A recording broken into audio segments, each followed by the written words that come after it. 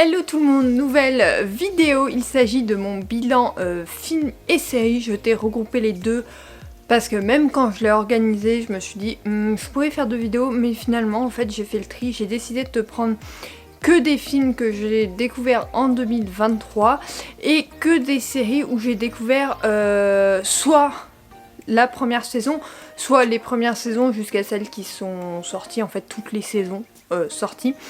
Pourquoi j'ai préféré faire ça? Tout simplement parce que je trouvais ça plus intelligent de faire comme ça et plus intéressant pour toi, parce que si je te parle de la 19e saison de Grey's Anatomy, t'as pas vu les 18 autres, ça va pas t'intéresser et j'ai trouvé ça plutôt bien de faire dans ce sens-là. Bref, de toute façon c'est mon choix, hein, ma vidéo, mes choix, hein, j'ai envie de te dire.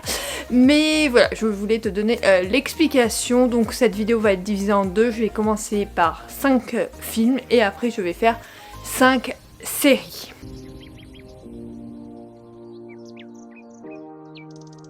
J'ai classé les films comme les séries par ordre alphabétique, donc on commence avec À Contresens qui est sur Amazon Prime. C'est une adaptation d'un bouquin que je n'ai absolument pas lu. En fait j'ai découvert que c'était une adaptation après avoir vu le film. Je t'en lis tout de suite le résumé. Noah, 17 ans, doit tout quitter pour emménager dans le manoir de William Lester, le nouveau et riche mari de sa mère. Noah rencontre Nick, son nouveau demi-frère, et découvre qu'il cache une vie de bagarre, de jeux et de courses automobiles illégales. Ni la rivalité permanente, ni l'opposition de leur entourage ne peut les empêcher de tomber secrètement et follement amoureux. Or, le présent turbulent de Nick et le passé orageux de Noah mettront à l'épreuve leur amour interdit. Donc on est sur une relation demi-frère, demi-sœur, enfin avec aucune parenté en fait finalement. C'est leurs parents qui se sont mis ensemble et qui ont décidé, je crois qu'ils vont se marier mais je suis pas sûre, enfin bref. Ils ont décidé de se mettre ensemble, du coup ils se rencontrent et finalement ils ont le même âge et voilà ça match. C'est un peu comme Dimili d'Estelle Mascam. Si j'en avais parlé de cette romance qui est sorti chez Pocket Jeunesse, que j'avais lu il y a un petit moment maintenant. Et du coup, voilà, ça ressemble à ça, et j'ai beaucoup aimé, même si, oui, c'est un peu violent par moments et tout ça, mais j'ai aimé cette petite romance bien sympathique. La fin me donne franchement envie de voir la suite, mais je ne suis pas sûre qu'il y aura le film 2 qui sortira. Je ne sais pas, j'ai pas eu les informations et je me suis pas renseignée à vrai dire, mais je suis très curieuse de découvrir les romans, vu que maintenant je sais que c'est adapté de romans. Je chercherai peut-être à les découvrir parce que vraiment j'ai bien aimé le film. Même monsieur qui n'est pas passionné par les comédies romantiques a bien aimé et a trouvé ça plutôt sympathique. En fait c'est surtout l'univers qu'il y a autour et la psychologie qu'il y a autour des personnages qui est intéressante. Dans cette romance, c'est pas une simple romance avec un schéma classique, même si le schéma est ultra classique, on va pas se cacher. Voilà, donc plutôt intéressant, j'ai hâte de voir la suite, surtout que les parents, vu la fin, les parents vont devenir beaucoup plus intelligents dans ce second volet, je pense. Ensuite, j'ai vu À couteau tiré, donc j'ai vu le premier et le deuxième, mais je vais te parler seulement du premier, là, en te lisant tout de suite le résumé. Célèbre auteur de polar, Harlan Thornberg est retrouvé mort dans sa somptueuse propriété le soir de ses 85 ans. L'esprit affûté et la mine débonnaire, le détective Benoît Blanc est alors engagé par un commanditaire anonyme afin d'élucider l'affaire. Cependant, entre la famille d'Arlène qui s'entre-déchire et son personnel qui lui reste dévoué, Blanc plonge dans les méandres d'une enquête mouvementée, mélangeant mensonges et fausses pistes. J'avais vu, il me semble, avec des amis ce film et franchement j'avais beaucoup aimé. Alors c'est avec Daniel Craig. Ah non, on a vu le second volet avec des amis. Le premier on l'a vu avec monsieur et c'est avec Daniel Craig, c'est pour ça qu'on avait voulu le voir. Et j'ai bien aimé, c'est une sorte de thriller un peu suspense et tout ça avec des histoires familiales. Et tu sais que j'adore les histoires familiales. C'est mon petit kiff, que ce soit dans les romans comme dans les films. Je trouve que ça donne un côté différent aux enquêtes à chaque fois. Donc là on a les secrets de famille, les relations entre chacun des protagonistes, que ça soit de la famille du défunt ou de son personnel. Mais notre enquêteur va réussir à nous surprendre avec un dénouement qu'on n'attend pas. Vraiment il enquête et il y a un dénouement de ouf, on s'y attend pas en fait finalement, on découvre quelque chose à la fin et j'aurais pas cru que ça finisse comme ça en fait. On le voit pas vraiment arriver, on le voit arriver mais à partir d'un certain stade. Au début on le voit pas du tout arriver, on fait tous les scénarios possibles dans notre tête mais on ne trouve pas le bon. Franchement ça me fait penser un peu au Guillaume Musso, c'est un peu le même genre qui se dénoue sur le côté dénouement à la fin, voilà. Donc vraiment je te le recommande, c'est un thriller très intéressant. Après un film que je qualifierais plus de film d'auteur, il s'appelle Le Juge. Donc c'est avec Robert Daisy Jr. C'est un acteur que j'aime beaucoup, tu vois sur la fiche. Donc fils de magistrat, Art Palmer, grand avocat, revient dans la petite ville de son enfance où son père, qu'il n'a pas revu depuis longtemps, est soupçonné de meurtre. Il décide alors de mener l'enquête pour découvrir la vérité et chemin faisant renoue avec sa famille avec lequel il avait pris des distances. J'ai beaucoup aimé. Alors j'ai vu ce film en partant à Tahiti, tu sais j'ai enchaîné les films, alors je te dis même pas, c'est la plus grosse période où j'ai vu des films, genre j'ai dû en voir 5 à l'aller, 6 au retour ou l'inverse, enfin bref j'en ai vu énormément et j'ai vu celui-là parce que en fait l'histoire m'intriguait mais j'étais pas allée le voir au cinéma parce que par manque de temps en fait. Par manque de temps et par manque d'envie avec la maison et tout, l'année 2023 a été rapide. Du coup, on n'a pas vraiment eu le temps d'aller au cinéma. Pourtant, ce film, il me faisait envie. Déjà parce que j'aime beaucoup l'acteur principal, puis en plus, l'histoire me tentait bien. Et étant dans le monde juridique, j'aime bien ce type d'histoire, même si je trouve que, pour le coup, les références juridiques sont très pauvres. Après c'est des références américaines mais ça me gêne pas à la limite, j'aime beaucoup les références américaines, j'aime beaucoup le droit américain mais là j'ai trouvé qu'il n'y en avait pas énormément. En fait c'est plus un thriller enquête mais bon ça ne m'a pas empêché qu'il me plaise.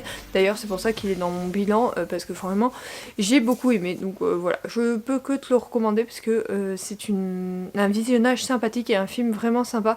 Après il faut aimer, c'est assez sombre, c'est assez lent. Comme film, c'est un peu le style, un film d'auteur. Il faut vraiment apprécier ce genre. Si tu n'aimes pas ce genre, je te le recommande absolument pas parce que ça va pas te faire aimer ce genre. Il faut vraiment apprécier le genre enquête juridique, enquête très lente, qui prend son temps avec des plans paysages hyper longs. Mais moi j'aime bien, je trouve que ça me détend beaucoup plus. Après nous avons un autre film qui est une adaptation, il s'agit de My Dear Fucking Prince. Je ne savais pas que c'était une adaptation, encore une fois c'était sur Amazon Prime, je ne savais pas que c'était une adaptation, mais je l'ai vu passer partout, tout le monde en a parlé, donc je me suis dit bon bah vas-y, lance-toi, et j'ai bien fait. Le fils de la présidente des États-Unis et le prince d'Angleterre doivent réparer un incident diplomatique. Les deux rivaux sont contraints de freiner la réconciliation à longueur de mise en scène sur les réseaux sociaux. Cette fausse amitié ne tarde pas à se faire plus problématique que tout ce qu'ils auraient pu imaginer. Un secret bien gardé qui, s'il était révélé à la face du monde, pourrait bien dérailler la campagne de la présidente et compromettre l'image de la famille royale. Bon, c'est une comédie romantique, donc on s'attend tous à ce qui va se passer. Nos deux protagonistes qui peuvent pas se voir au départ, en fait, vont tomber follement amoureux et vont avoir une relation secrète. Cependant, dans le monde actuel, on sait tous que les relations secrètes, ça n'existe pas, surtout pour une présidente des États-Unis et, enfin, le fils de la présidente des États-Unis et le prince, alors pas héritier, mais le prince d'Angleterre. C'est un peu compliqué. Donc du coup, on se retrouve à suivre deux personnages qui vont devoir assumer auprès de leur famille, mais aussi auprès de la terre entière, ce qu'ils sont, et cela ne va pas être forcément chose facile. J'ai beaucoup aimé, tu t'y attendais, hein, c'est une très bonne, c'est un très bon, comment on appelle ça, un très bon film. J'ai passé de merveilleux moments avec nos deux compatriotes et j'ai beaucoup aimé le côté prince, présidence américaine, politique, mélangé avec la diplomatie, tout ça, j'ai beaucoup aimé cette partie-là, mais j'ai trouvé aussi que c'était rafraîchissant et intéressant. D'ailleurs j'ai lu le roman que j'ai également beaucoup aimé, il fait pas partie de mon top, mais j'ai bien aimé. Voilà, je te recommande vraiment les deux parce que vraiment c'est des comédies romantiques qui sont géniales et qui nous font passer un merveilleux moment. Pour Pour ce qui est du dernier film, pareil, il est sorti dans l'année, je l'ai vu en allant en Polynésie, il s'appelle Ticket to Paradise avec George Clooney et Julia Roberts, deux acteurs que j'adore tout simplement et qui vont tellement bien ensemble.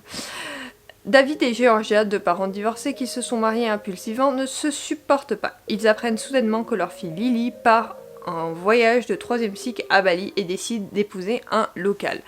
Évidemment, les parents vont prendre l'avion et vont vouloir la rejoindre et ils vont se retrouver tous les deux et bon, même s'ils ont le même objectif, ils ont du mal à s'entendre, donc ça va faire scène drôle et dramatique en même temps, enfin bref, tout ce qu'on peut attendre de George Clooney et Julia Roberts dans un même film, vraiment ces deux acteurs, ils sont mais tellement étonnants.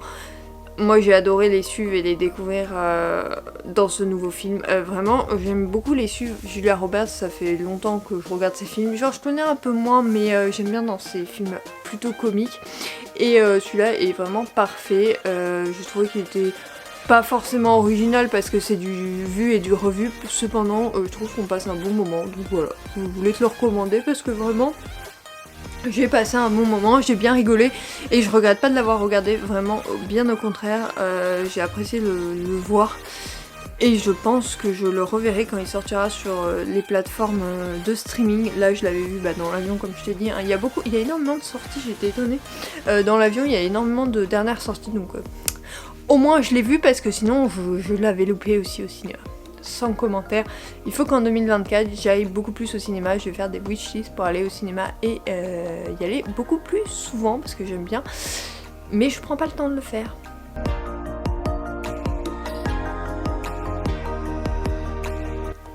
Ensuite on passe aux séries et la première il s'agit de Formula One, pilote de leur destin, donc je me suis coltiné 5 saisons. Monsieur était passionné de Formule 1 et du coup quand j'ai su qu'il y avait ce documentaire sur Netflix, je me suis dit bon, pour m'y intéresser un peu, je vais la regarder. Donc voici le résumé.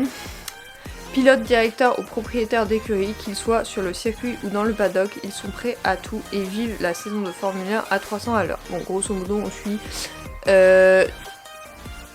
quasiment toutes les équipes, tous les pilotes et tout. Bon, il y en a qui font la gueule, donc ils ne font pas partie du documentaire, mais peu importe, on suit quasiment tout le monde dans les coulisses un peu de la Formule 1 durant les années précédentes. Donc là, j'ai vu les 5 saisons précédentes, donc 2022, 2021, 2020, 2019 et 2018 du coup. Et j'attends avec impatience du coup 2023 qui sort normalement avant la reprise de la F1, donc sortir en début d'année, je dirais février, parce que je crois que la reprise est fin février, début mars. Du coup, je me suis passionnée par la F1 comme tu as pu le voir sur les réseaux sociaux ou dans les wiki-vlogs. On a regardé quasiment tous les grands prix, on a dû en louper 2-1 parce qu'on était en Polynésie et on ne pouvait pas le voir parce qu'on était dans les avions. Et le deuxième, parce qu'on était en randonnée au Canigou, donc forcément on ne pouvait pas le voir, c'était une évidence. Du coup, on a passé quand même de bons moments. Enfin, moi j'ai passé un bon moment devant cette série, j'ai trouvé ça très instructif. Alors certes, ça te dit pas tout. Après, j'ai dû me renseigner sur les règles et tout ça parce que tout n'est pas décrit et puis ils font beaucoup de drama pour pas grand chose. Cependant, j'ai trouvé que pour commencer à s'intéresser à un sport, je trouvais le documentaire hyper intéressant et hyper bien monté. Quand même, on a chacun les patrons d'écurie qui discutent, certains pilotes, certains directeurs d'écurie, enfin bon bref, on a un peu un paquet de monde qui discute et puis il y a des scènes très très drôles qui ressortent en même des années après et qu'on voit toujours encore et encore. Bref, c'est une très bonne série pour moi, documentaire. Après, si tu ne t'intéresses pas au monde de la F1, passe ton chemin, mais je crois qu'il y en a d'autres sur d'autres sports, donc pourquoi pas, je pense qu'ils sont dans la même veine. Ensuite, je vais te parler d'un thriller, d'une série thriller où il y a une saison qui est sortie cette année, ça s'appelle La Diplomate, en voici le résumé. Au beau milieu d'une crise internationale, Kelly Wheeler, une diplomate, se retrouve à un poste de haut niveau pour lequel elle n'est pas faite et qui a des répercussions sur son couple et son avenir politique. Alors on va retrouver Kate, oui c'est Kate, oui elle s'appelle Kate, son mari qui est archi pénible et elle qui essaye de se dépatouiller d'une crise diplomatique qu'elle ne pensait pas devoir gérer un jour. Lui qui, oh punaise il est hyper pénible son mari, j'ai cru que j'allais le tuer plusieurs fois, mais qui assume pas être juste le mari d'eux alors qu'elle a été la femme d'eux pendant des années. Bref, du coup le couple va pas forcément bien, on est sur un thriller politique parce que on voit bien le côté politique mais aussi enquête, aussi magouille et compagnie que j'apprécie dans ce genre de série. Donc vraiment une très bonne série pour moi, un très bon thriller. Après il faut aimer la politique américaine. Très clairement si tu n'aimes pas la politique américaine, passe ton chemin. Moi tu sais que j'ai beaucoup aimé depuis Scandale pour ce qui est des États-Unis, après Les Hommes de l'ombre pour ce qui est de la France. Qui était sorti il y a quelques années déjà, et j'adore les séries comme ça. En fait j'aimais bien les policières, maintenant j'aime toujours les policières mais beaucoup moins, j'en suis de moins en moins, enfin en fait elles se finissent donc du coup voilà, et j'en reprends pas des nouvelles. Par contre j'aime beaucoup les thrillers politiques, d'ailleurs si t'en as à me conseiller, la barre de commentaires est présente pour tes recommandations. Ensuite, dans un autre genre, j'ai l'impression que les séries... Non, il y en a deux qui se ressemblent, par contre tous les autres c'est que des genres différents. Donc je te présente La Reine Charlotte, un chapitre des Bridgerton, donc sur Netflix. La jeune reine Charlotte accède à la proéminence et au pouvoir, tandis que son mariage avec le roi George marque le début d'une grande histoire d'amour. Charlotte est en passe de devenir l'une des monarques les plus incontournables d'Europe.